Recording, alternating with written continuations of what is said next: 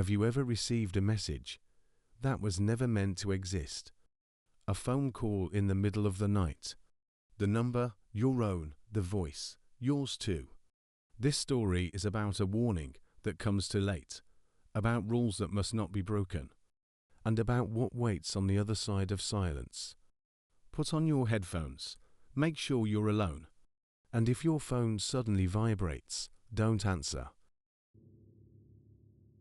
I never believed the stories about people receiving messages from the dead, voicemails, texts, missed calls from numbers that no longer existed.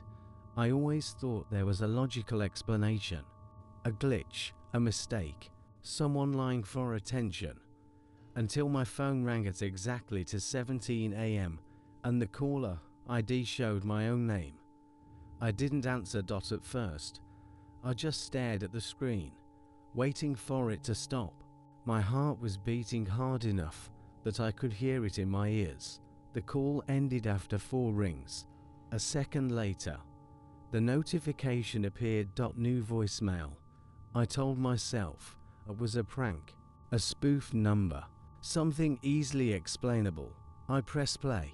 If you're listening to this, then I failed. It was my voice. Not similar, not close. It was exactly my voice. Same slight rasp, same hesitation before speaking, same way I always rushed the word then. I dropped the phone. I live alone in a small apartment complex in Northern Oregon. Quiet place, trees everywhere. Too quiet, sometimes. That night, the rain was tapping against the window like fingernails. When I picked the phone back up, my hands were shaking so badly I almost hit delete instead of play. But I listened anyway. I wish I hadn't. I don't have much time. You need to listen carefully. Do not check the front door when you hear knocking. Do not answer the phone again. And no matter what you hear outside your bedroom, don't open the door. The message cut off. No goodbye. No explanation. Just silence. I sat on my bed, staring at the wall, trying to control my breathing. Then my phone buzzed again. Incoming call. Unknown number. I let it ring. Then, knocking. Soft, slow. From the front door. I froze. The knocks came again. 3 this time. Polite, careful, like someone who didn't want to wake the neighbors. My brain screamed at me to stay still, but my body refused to cooperate. I stood up without realizing it. The knocking stopped. Seconds passed. Then my phone buzzed again. A text message. Unknown. You're already standing. You might as well look. I shut the phone off completely. I don't know why I expected that to help.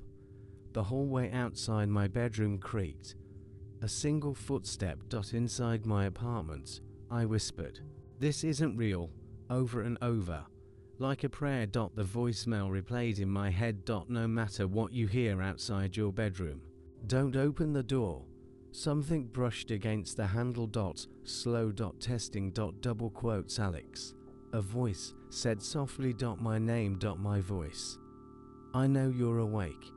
I pressed my back against the wall, trying not to make a sound. The handle turned. Once. Twice. It didn't open. Whatever was out there let out a slow breath. Disappointed. Then it spoke again. "You still don't understand," it said. "This already happened." The footsteps moved away, toward the living room, toward the front door. The apartment went silent. To silent. No rain, no wind. Nothing. I stayed like that until the sun came up. I didn't sleep. I didn't move. When the light finally filled the room, I opened the door. The apartment was empty. The front door was locked. No signs of forced entry. No footprints. But my phone was back on my bed, turned on, with a new voicemail. "Day 1 complete," my voice said. Just like last time. I spent that morning digging through the internet, forums, Reddit threads, buried comments on dead websites. Stories that all sounded different, but ended the same.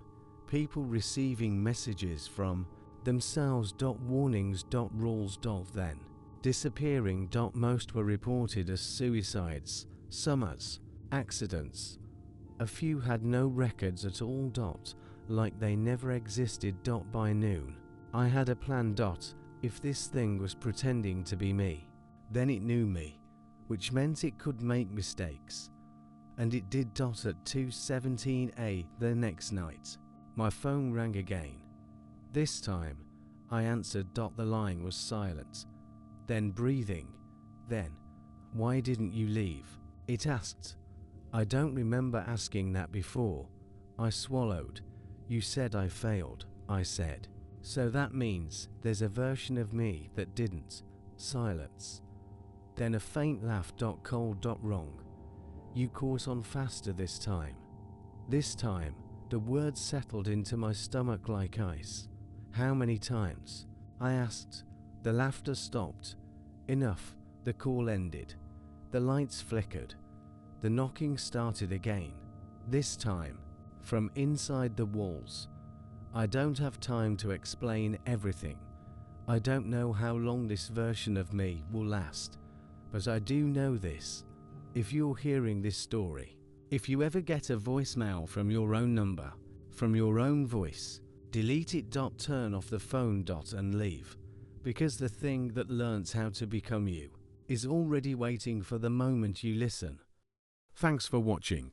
If you want more chilling tales, like and subscribe. See you in the next story.